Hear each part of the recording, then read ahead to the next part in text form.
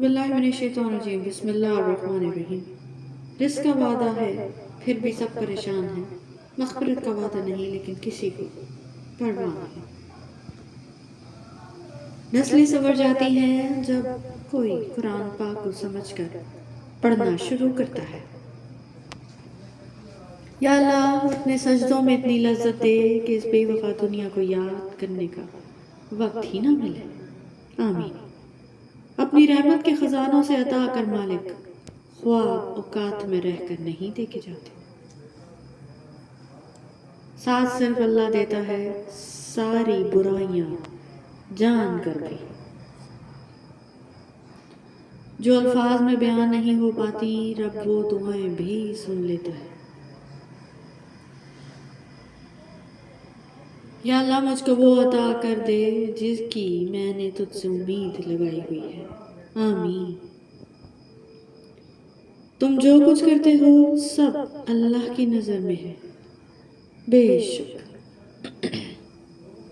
تم یہاں میری تلاوت کرو، میں قبر میں تمہاری حفاظت کیا کروں گا، القرآن۔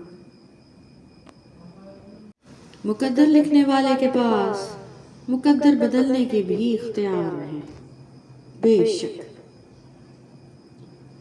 حدیث پاک ہے، مومن کا دل اللہ تعالیٰ کا عرش، سبحان اللہ۔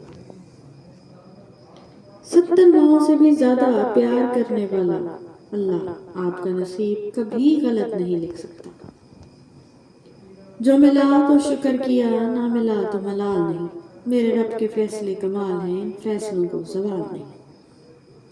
اللہ پاک تیرا شکر ہے ہر اس نعمت کے لیے جو تو نے مجھے عطا فرمائی، الحمدللہ۔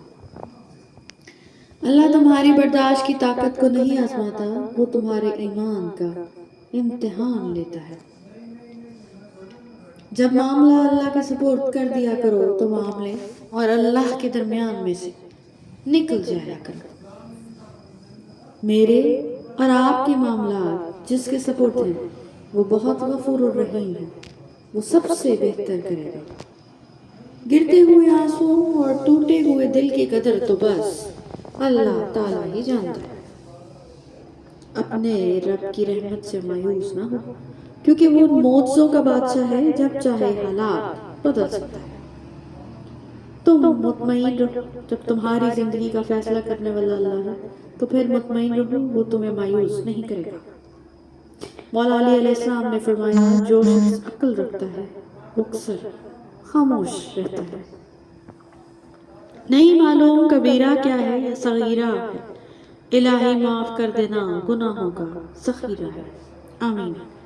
اشفاق احمد لکھتے ہیں، کچھ مدت گزر جانے کے بعد تمہیں معلوم ہوگا کہ اگر خدا تمہارے انتخاب پر تمہیں چھوڑ دیتا تو تم ڈوب جاتے۔ Thank you so much for watching. Please don't forget to subscribe our channel.